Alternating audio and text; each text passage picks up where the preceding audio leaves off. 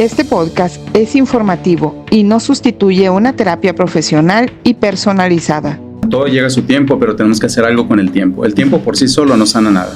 Lo que hacemos con el tiempo sí. ¿Qué es elaborar el duelo? Es conocer más, es empezar a gestionar tus emociones, saber que te puedes estar vulnerable y lo puedes hacer. Hay decisiones que hay que tomar. Nos llega la noticia que era un sarcoma de Ewing, metastásico, y pues bueno, empezamos ahí un caminar en hospitales, en estudios, pero también fue una escuela de fe para nosotros. La verdad fue algo muy, muy impactante. Teníamos que tomar una decisión drástica, que era amputar su pierna. Era una niña de 8 años ahí. Llevas a tu hija a una cita normal, donde le van a avisar que van a amputar su pierna. Uno de los duelos que a veces pasa inadvertido es el duelo de los hermanos. Como padre de familia, si no asumimos nuestra responsabilidad de poderle decir esto es lo que está sucediendo, o esto sucedió con tu papá o tu mamá, o tu abuelo o tu abuela, pierden la confianza en nosotros, ¿no? Entonces lo mejor es, alguien se los va a decir, y que se lo diga alguien de fuera, tal vez mal informado, o de una forma muy cruda, es mejor decírselo nosotros, pero siempre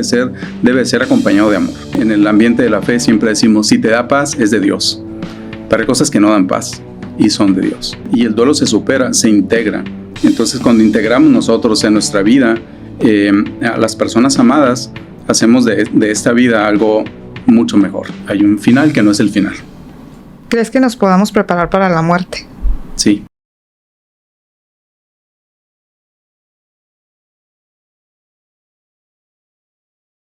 Hola, bienvenidos a un episodio más de Contacto SOS. En días pasados abordamos el tema de cómo superar la muerte de un ser querido, y este día daremos continuidad a ese tema precisamente. Quédese con nosotros.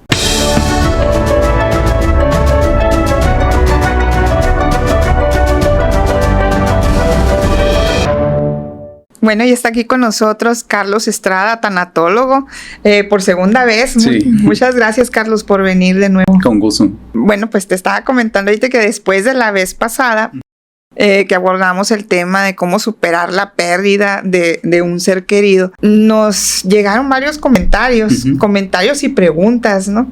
Entonces me da mucho gusto que hayas podido venir para abordar algunos de ellos, sobre todo porque sé que tú tienes una experiencia también ahí que puede quizás ayudar a otras personas que están pasando por alguna situación similar, ¿no? Comentábamos la vez anterior que Carlos perdió a su niña cuando tenía 9 años. 9 años.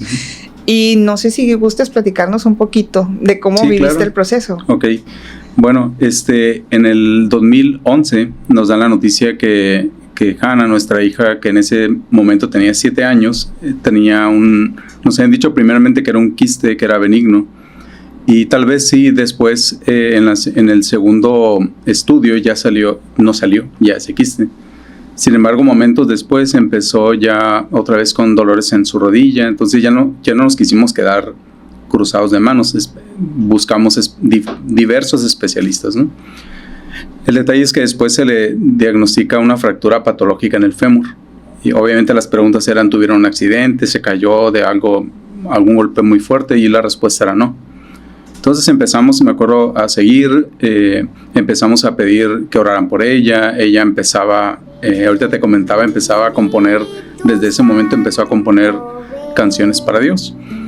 Y lamentablemente en octubre de ese año nos llega la noticia que era un sarcoma de Ewing, metastásico, y pues bueno, empezamos ahí un caminar en hospitales, en estudios, pero también fue una escuela de fe para nosotros. La verdad fue algo muy, muy impactante. En ese momento nuestro hijo, que ahorita tiene casi 27 años, tenía 13 años más o menos, ¿no? Entonces empezamos con todos esos procesos difíciles, pero nos hace mucho. Ahorita ya cuando lo ves en retrospectiva empiezas a pensar, ¿por qué hice esto? ¿Por qué no hice aquello? Y hay cosas que de repente se salen de tu alcance, pero es algo que hicimos lo mejor que pudimos con lo que teníamos en ese momento, ¿no? ¿Cuánto tiempo llevó este proceso, Carlos? Ok, este proceso llevó aproximadamente 1 año y medio. O sea, yo sé que el caso era bastante difícil. Ayer tuve la oportunidad de hablar con su médico, el doctor Benjamín Arroyo, y yo recuerdo mucho una de las primeras palabras que nos dijo, ¿no? Mi pregunta, cuando yo fui con él y a entregar el resultado, él pensaba que yo iba a visitarlo como cliente. Sin embargo, salió el tema ahí de Hannah y él lo primero que preguntó ¿es tu familiar? Y le dije, sí, doctor, es mi hija. Y le dije, nada más quisiera saber si ella tiene riesgo de morir. Y me dijo, pues como cualquier otra enfermedad hay un riesgo, dijo, pero tenemos que hacer varios estudios para poder entender la magnitud del proceso. Me dijo, pero lo que sí te puedo decir es que aún quedándole un 1% de vida, yo voy a luchar por ese 1%. Carlos, para quienes estén pasando por este momento en que te acaban de dar la noticia, ¿no? Que es un momento que, pues, es un shock. Sí. Como padre, ¿cómo lo vives? Bueno, siempre me gusta mucho utilizar esa como referencia, ¿no? Llega un duelo y si bien Hannah era la que tenía el cáncer, todos lo estábamos padeciendo. Yo como papá, Gaby como mamá, Luis Carlos como hermano, abuelos, tíos, amigos, cada quien le impacta de diferente manera. No se trata aquí de medir a quién le duele más, porque a veces tenemos ese error de pensar que la mamá le duele más que al papá. Es algo que no es igual porque es amor. Y, por ejemplo, uno de los duelos que a veces pasa inadvertido es el duelo de los hermanos. Aquí, si tú me preguntas cómo yo lo viví como papá, el primer instinto es proteger. Eso es lo que primero buscamos. Es que yo no quiero que mi hija sufra, pero tampoco quiero que mi esposa ni mi hijo sufran. En ese momento se me fueron de mi mente otros familiares como mis papás, suegros, etc. Solamente me estaba enfocando en qué tengo que hacer para resolver esa situación. O sea, ya estoy aquí, ¿qué tengo que hacer? Por eso fui con los médicos, atendí las instrucciones, pero sin dejar de lado mi parte de fe. Es decir, pedí a diestra y siniestra que oraran por ella, ¿no? Entonces, todo eso nos ayudó mucho a enfrentar, pero el primer instinto es proteger. No, tenía dos caminos, o me sumo en el dolor o la protejo. Entonces traté de protegerla, pero también me dolía. Y eso es algo que hay que entender también. El sentimiento que carga uno, ¿no? Cuando está, pues, luchando contra la enfermedad, porque yo siempre digo que la lucha contra el cáncer es literalmente una lucha, te sientes como en una guerra, ¿no?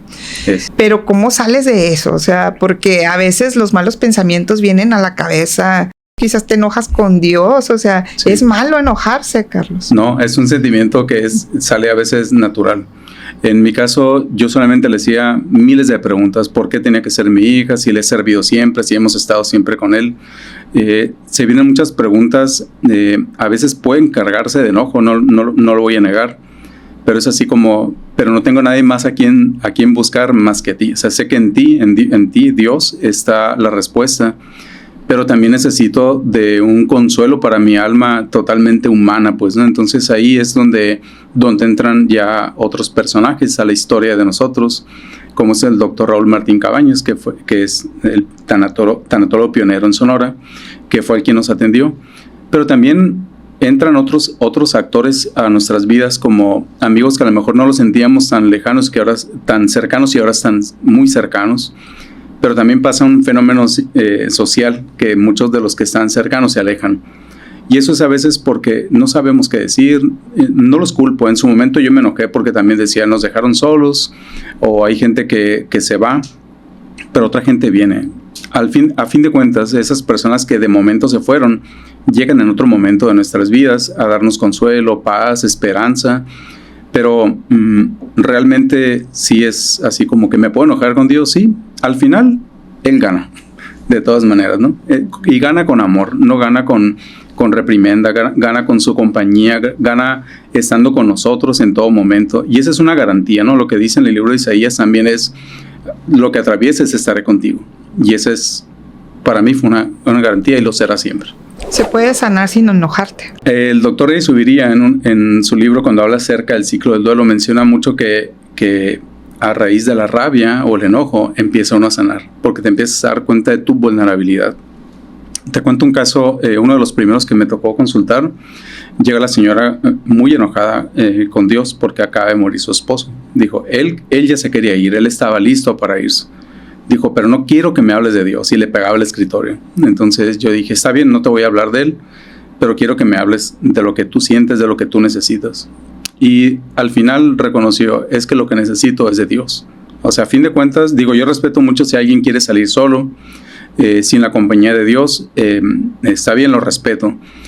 pero creo que la experiencia nos lleva, ahorita lo que comentábamos, la experiencia nos lleva a saber de que siendo conscientes de la presencia de Dios en nuestros procesos, los encaminamos un poquito mejor. Antes de iniciar el programa coincidíamos que la muerte aprendemos a verla no como el final de todo, sino como una transición, ¿no? Totalmente. A la vida eterna, para los que creemos en la vida eterna. Y cuando empiezas a ver eso, o a verlo desde esa perspectiva, empiezas a sentir tranquilidad. Sí. Tranquilidad porque dices, bueno, se fue, ya no estoy viendo a la persona, pero en algún momento quizás me la voy a volver a encontrar, sí, ¿no? Para los que vemos más allá, pues, entonces depende mucho de eso, ¿no? De cómo aprendes a ver a la muerte, y para poderlo ver de esa manera, pues ayuda mucho creer en Dios y ayuda mucho a confiar en Él y la fe que tengas en que no estás solo. Así es. Fíjate que ahorita hablábamos acerca de cuando uno menciona perdió la batalla, ¿no? Digo, Hannah acaba de cumplir 13 años que murió el 30 de enero. Entonces yo me acuerdo que muy al inicio escribí una carta que se llama Perdió la batalla, y a veces decimos eso, perdió la batalla, y lo decimos con una forma natural, como si fuera algo perdiste. O sea, sin embargo, tú y yo sabemos en carne propia que cuando alguien enfrenta el cáncer, lo enfrenta con todas sus ganas. Y al final, me recuerdo que en esa carta mencionó una parte de Filipenses que dice: para mí, la vida es Cristo y con la muerte salgo ganando. Es muy difícil de entender desde el concepto de padre o hija, en tu caso, cuando nosotros nos enfrentamos a esto, pero mientras sigamos viendo lo terreno, no vamos a ver lo eterno. Entonces, eso nos ayuda mucho a entender cómo podemos enfrentar un proceso de la vida que nos está presentando ante esto. Y ahorita me decías, ¿es válido enojarse? Sí, pero también esto le pasa a un creyente o a un no creyente. Entonces, uno decir, me tomo de Dios. A mí me decían hace poquito, ¿y qué ganaste orar tanto si al final de cuentas el resultado no fue el que tú querías? ¿Qué fue lo que gané? Gané paz, gané esperanza, gané muchísimas cosas de poder entender lo que le esperaba a ella.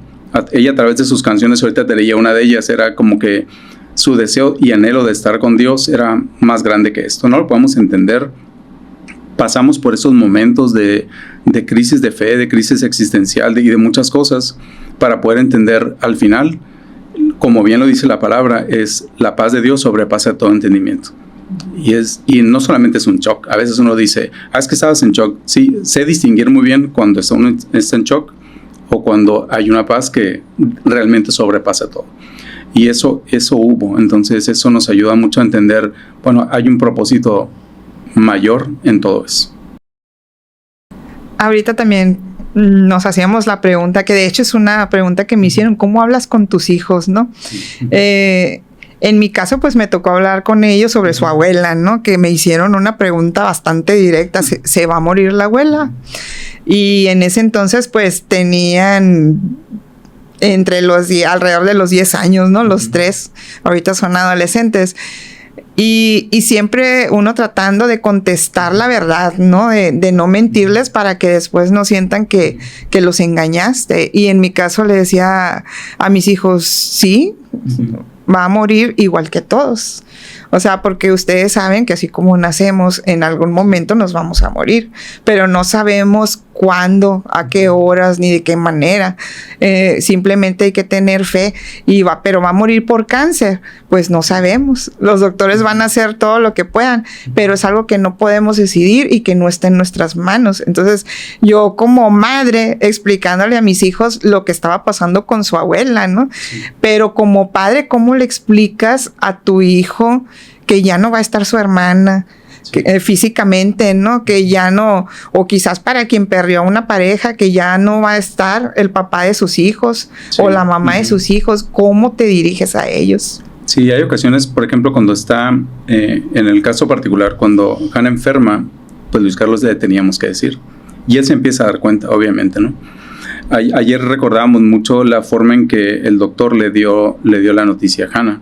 Se lo explicó a su edad, conforme a su edad. La verdad debe ser progresiva, ¿no? Es conforme lo vayas interpretando, tú le puedes decir. Porque si le dices a un niño de 3, 4 años que tiene un cáncer, a lo mejor no va a saber qué es. A nosotros como adultos nos dicen y ya nos representa un miedo, ¿no? Y es algo normal porque reaccionamos ante eso. Sin embargo, ¿cómo decirle a Luis Carlos? Yo me acuerdo que me dijo, ¿por qué mi hermana lleva tanto tiempo en el hospital? Entonces yo le tenía que decir, alguien se lo tenía que decir y preferimos mi esposo y yo ser nosotros. Entonces, porque tu hermana tiene una enfermedad. ¿Y esa enfermedad cómo se llama? Entonces ya un niño de 13 años ya sabe. Entonces no es normal que su hermanita deje de caminar de repente, se le caiga el cabello, esté mucho tiempo con transfusiones, etcétera, y recibir quimioterapia, ¿no? Entonces para él ya era, dime qué es lo que es. Entonces le tuve que decir si es una enfermedad que se llama cáncer y por qué vino. Entonces empiezan miles de preguntas, ¿no? Entonces siempre responder con la verdad, así como tú dices, no puedo mentir. Hay unos derechos del paciente también y los niños están sujetos también a ese derecho como pacientes, ¿no? En el caso de Luis Carlos como hermano, sí, la situación que está pasando es esta y la vamos a enfrentar con lo mejor que tenemos. ¿Y qué es lo mejor que tenemos? Son tres cosas, ¿no? Uno es confiar en los médicos, en lo que están haciendo, que van a hacer. Tenemos excelentes médicos aquí en Hermosillo, en México en general. Segundo es el amor de nuestra familia, de cómo nos vamos a unir nosotros, porque tenemos dos, o nos separamos o nos unimos más. Entonces es unirnos más. Y el tercero, pero no quiere decir que sea el tercero en lugar, es seguir confiando en que Dios pueda hacer algo. A la fecha, aunque yo sé que mi hija murió a causa del cáncer, yo sigo creyendo que Dios puede hacer milagros. O sea, lo sigo creyendo. Pero ahorita hablamos acerca de cuando las cosas suceden de otra forma, ¿no? Es ciertamente va a haber una enfermedad y que puede sanar, pero tarde que temprano todos vamos a morir. Entonces hay ocasiones que tenemos en el ambiente de la fe, a veces le tenemos mucho miedo a la muerte, y no solamente en la fe, en muchos aspectos, ¿no? Pero ¿por qué tenemos miedo a la muerte si ese es para los que creemos es estar ya con Dios? Lo que le tenemos miedo es al sufrimiento aquí. Y cuando dejamos de dar un sentido al sufrimiento es cuando entonces es como que nada tiene sentido. Entonces yo le doy ya un sentido, es decir, y eso se lo aprendí a un sacerdote que me lo dijo, es acepta la cruz, ama la cruz, abraza la cruz. Entonces esos tres pasos los fui haciendo conforme iba pasando el tiempo, yo sin darme cuenta y él sin decírmelo. Pero yo lo iba haciendo y decía, con razón me dijo que abrazara la cruz, con razón me dijo que amara la cruz. Pero lo que sé como creyente es que después de la cruz hay resurrección. Entonces eso es la esperanza que me da. A veces me preguntan, ¿y la extrañas? Claro que la extraño. O sea, a veces que veo a sus amiguitas que ya están, que unas ya son mamás, otras que ya están terminando su carrera y todo. La extraño y la quisiera ver, pero no me urge verla. ¿Sí? Yo sé que ella vive en mi corazón, yo sé que ella vive en mis pensamientos y va a estar siempre. Entonces eso es lo que me hace a mí poder seguir adelante. Y volviendo a esa pregunta a los niños sí hay que decirles la verdad, conforme a su madurez. Por muy doloroso que sean. Sí, porque a veces ellos tienen miedo ya de por sí, o tienen dolor. Entonces si uno le empieza como padre de familia, si no asumimos nuestra responsabilidad de poderle decir esto es lo que está sucediendo, o esto sucedió con tu papá o tu mamá, o tu abuelo o tu abuela, pierden la confianza en nosotros, ¿no? Entonces lo mejor es, alguien se los va a decir, y que se lo diga alguien de fuera, tal vez mal informado, o de una forma muy cruda, es mejor decírselo nosotros, pero siempre debe ser acompañado de amor. O sea, no minimizar porque es un niño, o porque es un adolescente que no lo entiende, no, sí lo entienden. Entonces lo va a entender también una persona de 85 años que hace poquito una señora me decía, es que murió mi hijo de apenas 50 años. De apenas 50 años. Entonces allá es también abordarla con amor. No la podemos decir, ya vivió. No, evitar ese tipo de cosas. Es su hijo y siempre va a ser su hijo. Exactamente. Uh-huh. No minimizar el dolor de los demás, ¿no? Exacto. No entendemos realmente lo que pasa por la mente de las personas.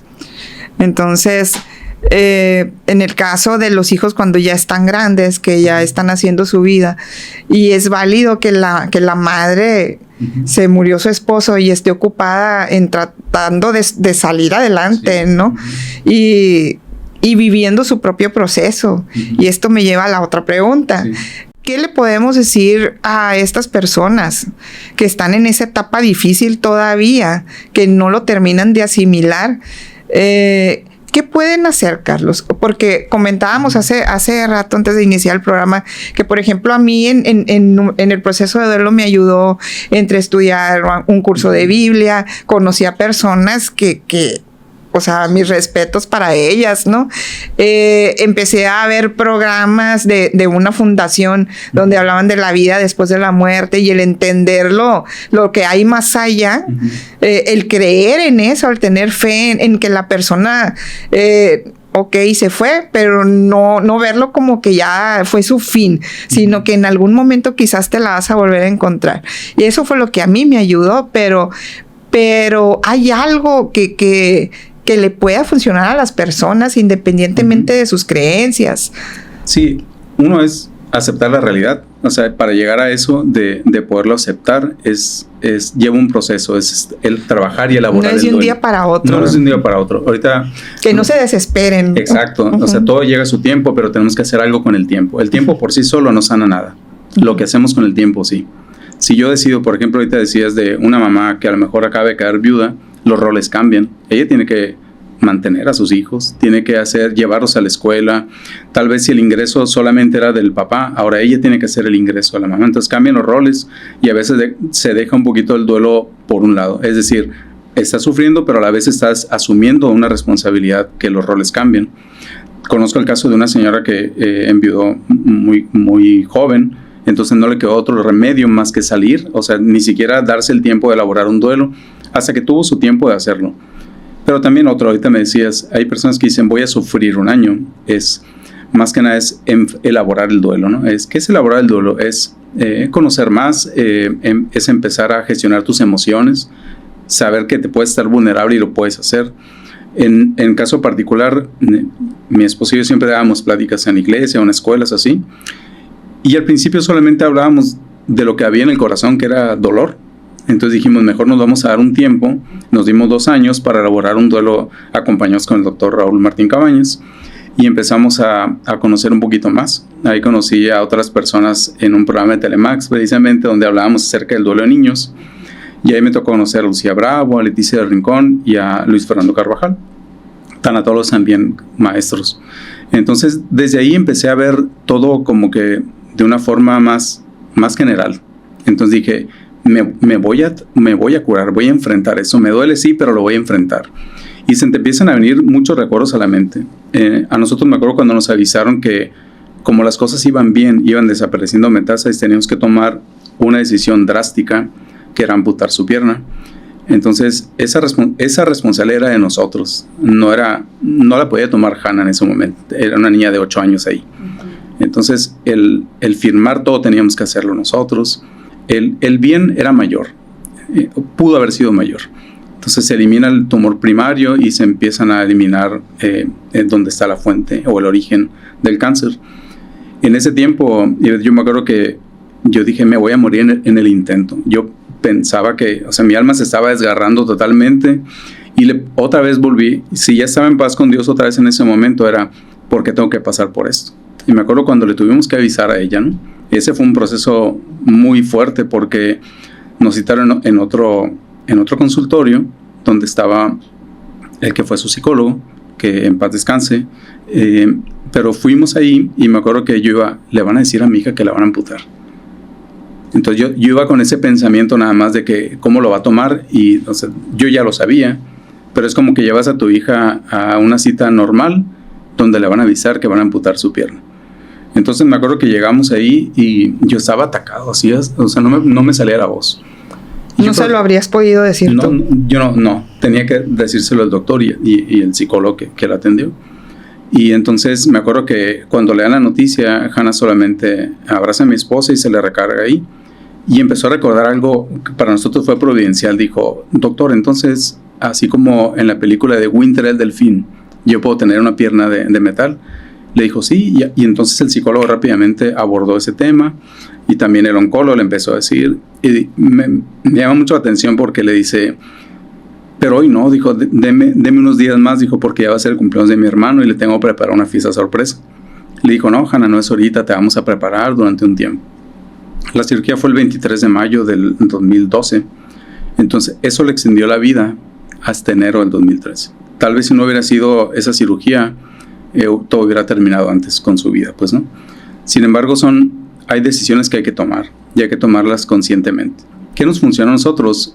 Antes de cualquier cosa, orar. escuchar al médico también, qué es lo que decía, tener acompañantes espirituales, estar con nuestro tanatólogo.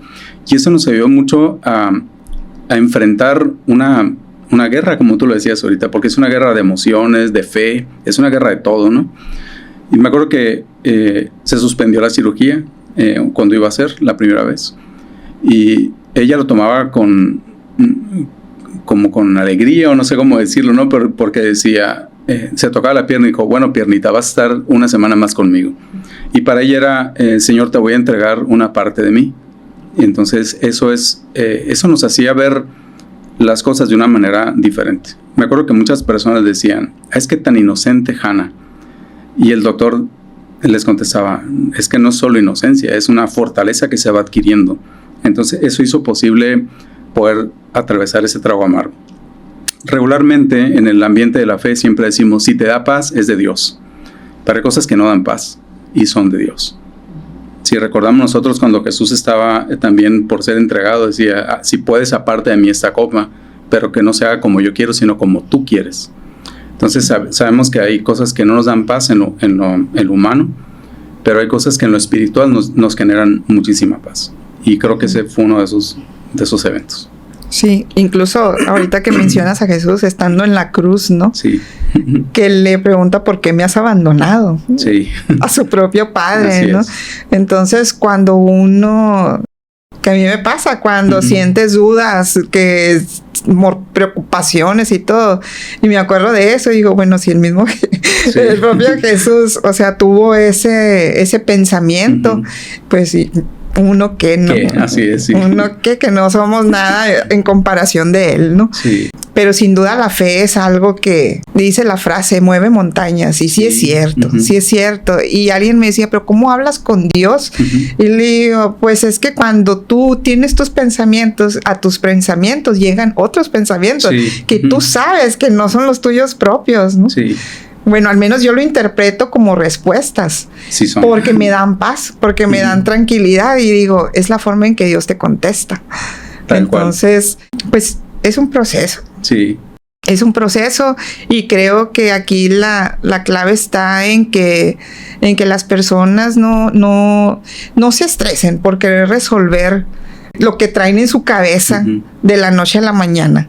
O sea, cada quien tiene su tiempo, porque las vidas todas las tenemos diferentes, entonces pensamos de manera distinta y no hay una clave así específica para decirte, no, ya se te va a quitar el sufrimiento haciendo esto. Fíjate que, por ejemplo, ahorita recordaba una de las composiciones de Hannah en un momento de mucho desierto para ella, así como que no veía claro, pues, no veía cómo podía ella ahora ya empezar a caminar antes de su amputación.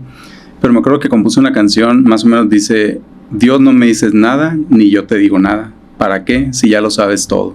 Yo solo sé que me amas. Y dice otras cosas más, pero eso es el principio donde no entiendo, pero confío en ti.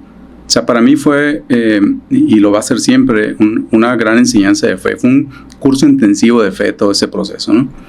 Y hay ocasiones donde sí nos quedamos como que, y donde, ¿qué es lo que pasa con nosotros como cuando somos creyentes, ¿no? Y eso me pasa mucho en consulta, que de repente sí podemos decir, ¿y dónde quedó mi fe? ¿O por qué no oré lo suficiente? ¿O no oré de la forma correcta? ¿O soy culpable de algo?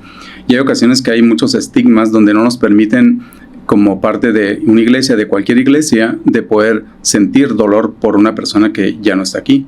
Porque realmente llega y rompe nuestra vida. Es un duelo, es un dolor y es un duelo que tenemos entre nuestras emociones y nuestra fe. Pero no están peleadas, o sea, las podemos integrar. Hay ocasiones que podemos decir, y el duelo se supera, se integra. Entonces, cuando integramos nosotros en nuestra vida a las personas amadas, hacemos de esta vida algo mucho mejor. Es decir, la vez pasada lo hablamos, lo que hacemos, con lo que hacemos tratamos de honrar a las personas que ya no están y que las seguimos amando, ¿no? Pero también es importante saber y no perder de vista que siempre están con nosotros. Eso es valioso para nosotros, ¿no? ¿Cómo describirías todo el proceso? Desde el momento en que reciben la noticia hasta que ya Hannah partió. Nunca me han hecho esa pregunta. Pero yo lo definiría así como la preparamos para su encuentro con Dios. y ella nos preparó para su encuentro con Dios. O sea, digo que muchas palabras, pero realmente eso fue. O sea, desde el proceso, de lo que nos enseñó, con lo que nos quedamos, lo que aprendimos, lo que implementamos, pero también siento que fue un paso de la muerte a la vida eterna. Entonces, para nosotros así lo fue, ¿no?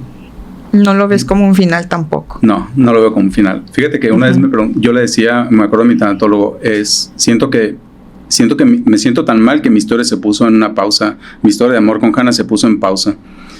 Y me dijo, ¿y la dejaste de amar? Y mi respuesta fue no, entonces no está en pausa. Entonces amamos desde dos lados de la eternidad. O sea, yo sigo amando a Hannah siempre, la voy a amar por siempre, ¿no? Y ahorita precisamente el pensar en otras personas que están pasando por lo mismo me hace no solamente entenderlo, sino también ser comprensivo con ellos, de orar por ellos y de saber de que hay un final que no es el final. Hay un final que no es el final. Sí. Bueno, y estamos llegando al final del programa. Pero pues pudiéramos seguir hablando y hablando de esto, ¿no? Sí. Hablando, entonces, no sé, un mensaje que quieras dar, Sí. Algo que le pueda ayudar a las personas. Sí, bueno, son algunas cosas que quisiera comentar. Eso me enseñó mucho a valorar la vida, a valorar a las personas que tengo, de disfrutar la vida al máximo, honrando siempre a ellos, honrando siempre a Dios, de que en el caso de que tengo un hijo, le doy ahora lo que le iba a dar de amor a ella, se lo estoy dando a él también, y un extra. No sé si me explico. Entonces esto nos hace a nosotros valorar el tiempo también. O sea, yo a veces prefiero, no sé, de repente ves personas que prefieren estar con amigos en lugar de estar con su familia, y el tiempo es oro y pasa volando. Yo disfruto estar con mi esposa, disfruto convivir con ella, pero también disfruto los momentos en que estamos con nuestro hijo y ahora con nuestra nuera, ¿no? Entonces, Isabela vino a cambiar también todo para nosotros. Ahora acaban de cumplir un año de casados, el 27 de febrero, y eso nos hace mucho entender que la vida es rápida y que a veces no vemos aquellas cosas que podemos ver con mayor amor. Si nuestra esperanza la basamos en nuestros estudios, en un gobierno o en lo que sea, y no la basamos en Dios, entonces estamos perdiendo un tiempo valioso y precioso. ¿Crees que nos podamos preparar para la muerte? Sí nos podemos preparar para eso. Creo que es un proceso y una elaboración muy fuerte, pero desde el inicio, si nosotros tenemos la vista en la vida eterna, podemos entonces ir quitando todas aquellas cosas que nos hacen ruido para poder estar en esa presencia cuando nos llega a tocar. No sabemos cuándo. No sé, yo puedo morir saliendo de aquí, pero puedo morir también dentro de 50 años. Yo no lo sé. Entonces, lo que sí es que trato de vivir la vida intensamente, pero de una forma siempre honrando a Dios. No libertinaje, sino la libertad que da el Espíritu Santo. Muy bien. Pues muchas gracias, Carlos, por estar aquí de nuevo. Y pues estaremos pendientes. Sí, también no quisiera que se me pase. La vez pasada se me olvidó. Ajá. Estoy coordinando un grupo de duelo en Santa Elena de la Cruz. Es el segundo y cuarto viernes de mes. Pertenecemos también a la Pastoral del Duelo. Y por otra parte también estoy en la asociación APATS, que es la de Paliativa Tanatológica de Sonora. Para quienes nos ven de fuera, ¿se pueden comunicar de alguna forma a distancia? Sí. No sé, que no puedan viajar hasta acá a Hermosillo, por ejemplo, claro, que estén en algún lugar de Estados Unidos o de otras partes. Me decía una invitada, es que estamos atendiendo gente de Sudamérica también. Sí. Entonces, ¿de qué manera se podrían comunicar? Okay, te dejo, mi número es 6622-570710. Muy bien. Y el correo está bien fácil, es carlosestradaMendívil@gmail.com. Muy bien. ¿Redes sociales? Como tal cual, Carlos Estrada Mendívil. Muy bien. Bueno, pues gracias de nuevo. Gracias, Ivette. Y lo invitamos a seguir. Continuamos. Acércate a mí, ven, Espíritu Santo, ven.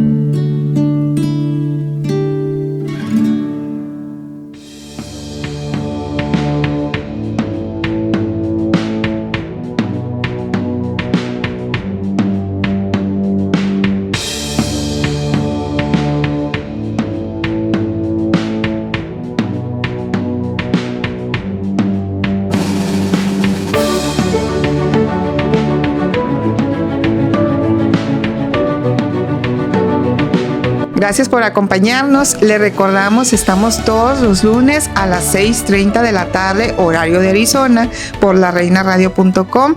Y si no se ha suscrito a este canal, lo invitamos a que lo haga para que no se pierda ningún episodio. También nos puede seguir en nuestras redes sociales, Contacto SOS. Nos vemos la próxima.